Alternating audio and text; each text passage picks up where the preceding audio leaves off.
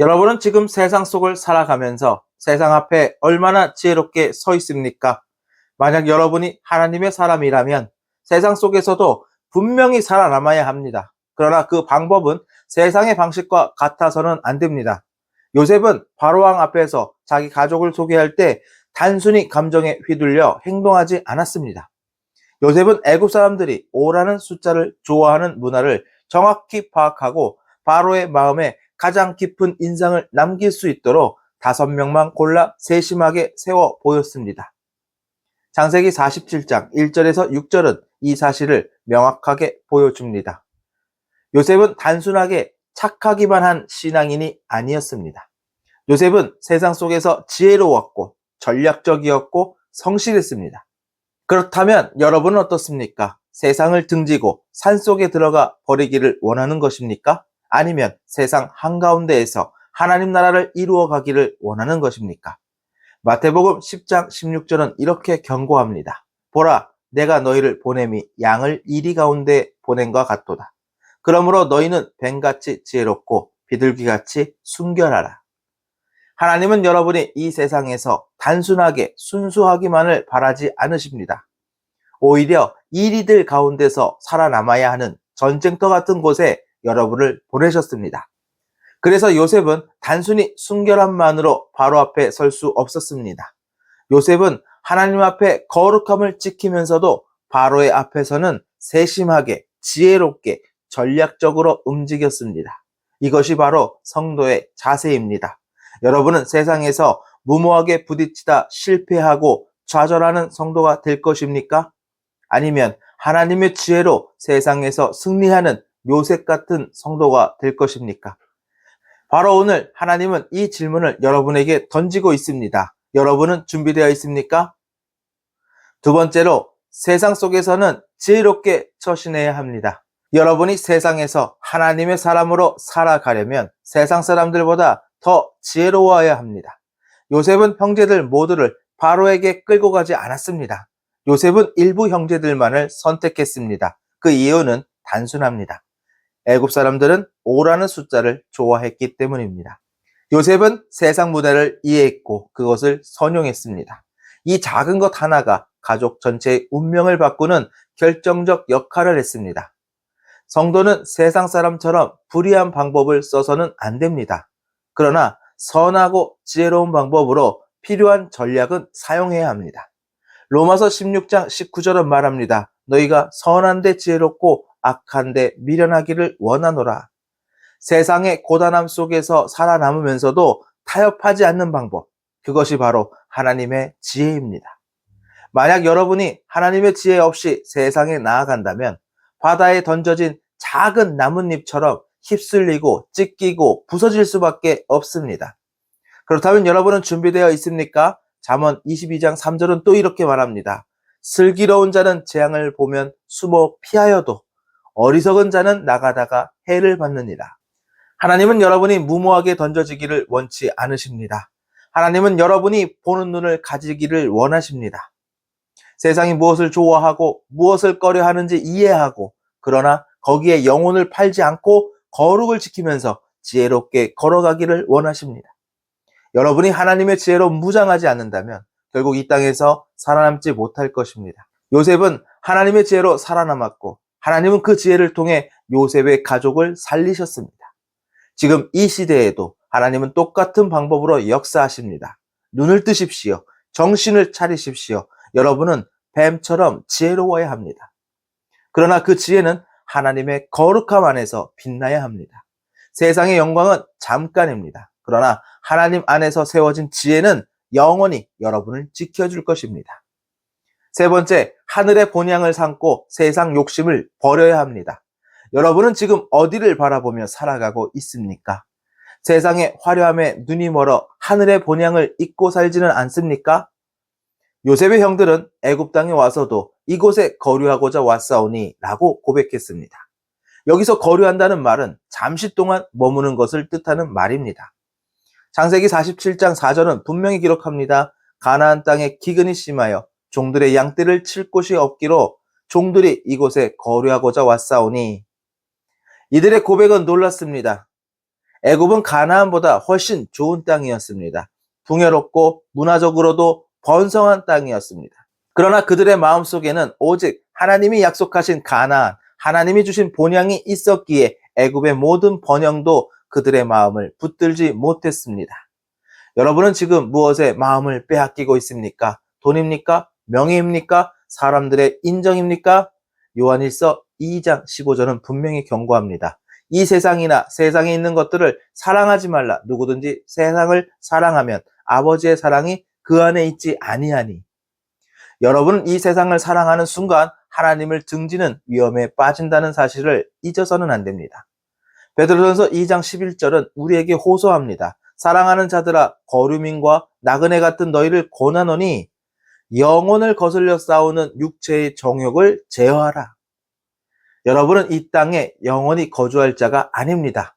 여러분은 하늘나라를 바라보며 이 땅을 지나가는 나그네입니다. 나그네가 여행길에서 잠시 머무는 여인숙에 자신의 전 재산을 쏟아붓겠습니까? 언젠가 떠날 곳에 자신의 영혼을 묶어놓겠습니까? 하늘을 바라보십시오. 누가복음 14장 26절, 27절은 이렇게 말합니다.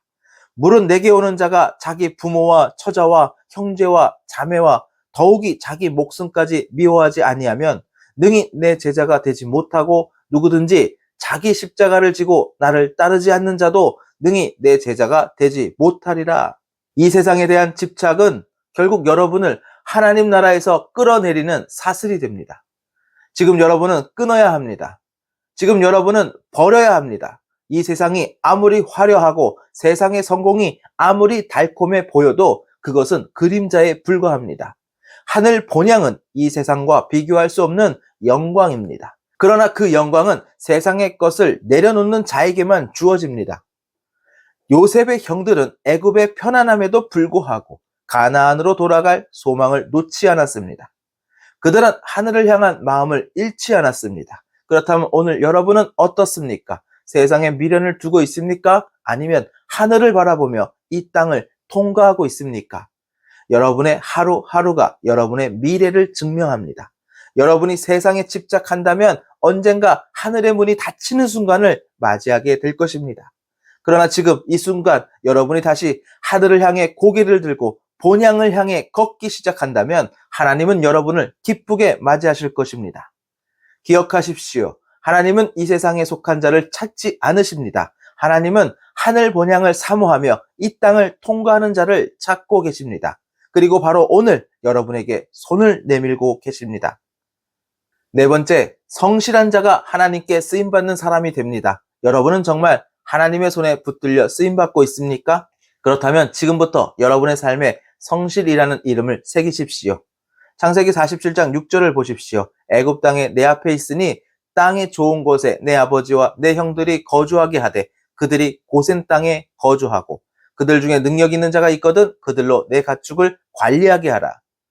바로가 요셉에게 이렇게 말할 수 있었던 이유는 단 하나입니다. 요셉이 성실했기 때문입니다.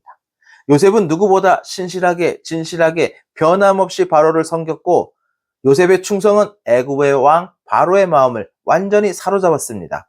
바로는 요셉을 믿었습니다. 요셉을 의심하지 않았습니다. 요셉이 추천하는 사람이라면 믿고 가축까지 맡길 만큼 신뢰했습니다. 여러분은 이런 신뢰를 쌓아가고 있습니까? 잠언 11장 3절은 선언합니다. 정직한 자의 성실은 자기를 인도하거니와 사악한 자의 패역은 자기를 망하게 하느니라. 성실은 여러분을 보호하는 방패입니다. 성실은 여러분을 세상 속에서 하나님의 사람으로 빛나게 만드는 진짜 능력입니다.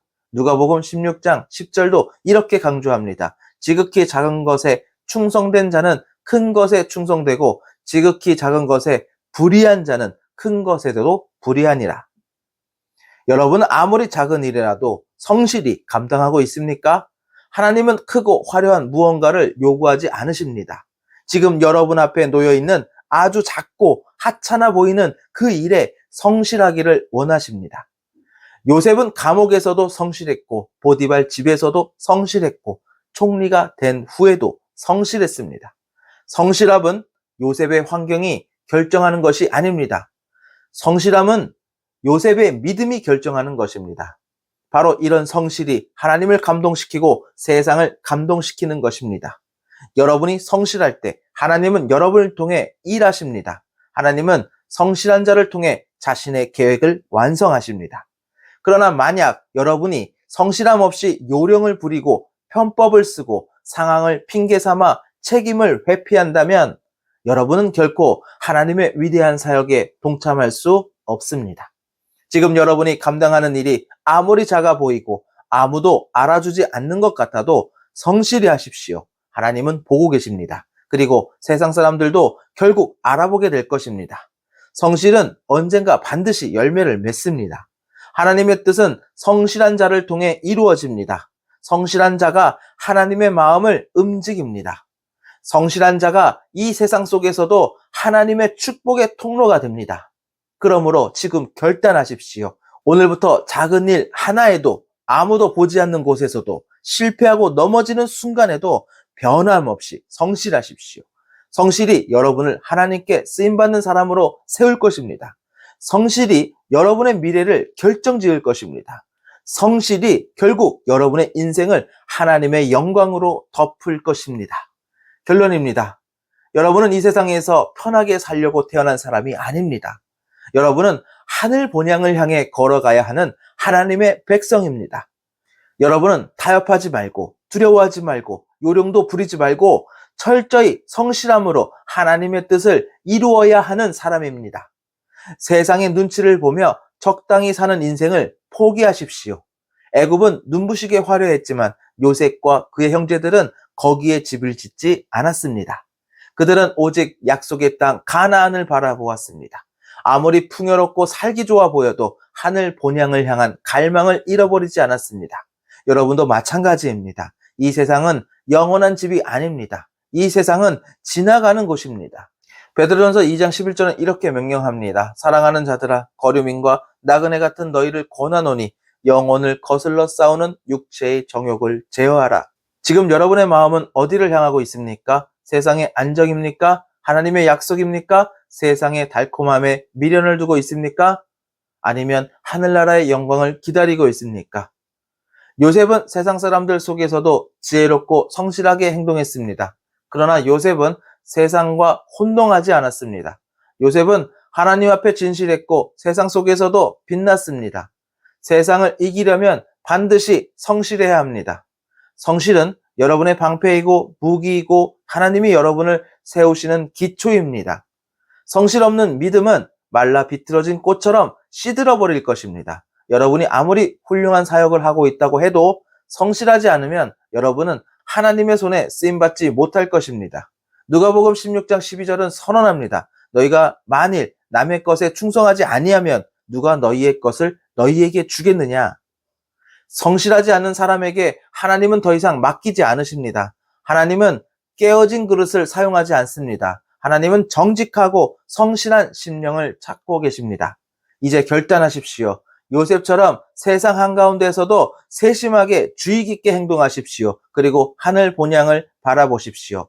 가나안 땅을 바라보며 고센 땅에서 나그네처럼 살아가십시오. 이 세상에 미련을 두지 마십시오. 성실하십시오. 하나님과 사람 앞에서 변함없이 진실하십시오. 어떤 상황에서도 성실함을 포기하지 마십시오.